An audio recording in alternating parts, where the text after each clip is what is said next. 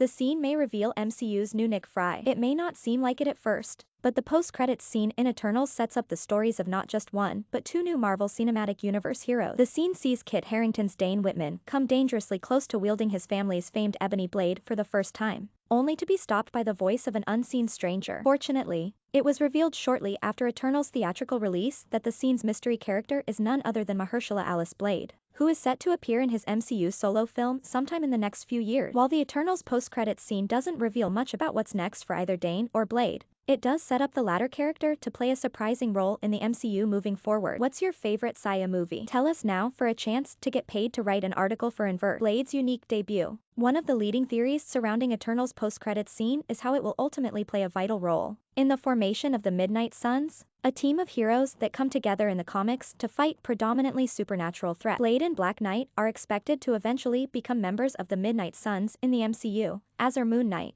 Doctor Strange, Ghost Rider, and Scarlet Witch. That said, Blade's role in Eternals also raises the possibility that he's not going to be just a member of the MCU's Midnight Suns. Instead, he may end up being the character who assembles the team in the first place. Mahershala Ali makes his unofficial MCU debut as Blade in Eternals post-credits scene.JC Olivera /FilmMagic /Getty Images. The Midnight Suns initiative, while Marvel is currently working on putting together Blade, the highly anticipated film isn't expected to hit theaters for another few years. That suggests the character's brief non-appearance at the end of Eternals could be all fans get of him until his standalone film is released. However, there have been leaks and rumors that suggest Alice Blade will appear in another upcoming MCU title, Moon Knight. Notably, Kit Harington isn't rumored to appear in Moon Knight right now, just Mahershala Ali.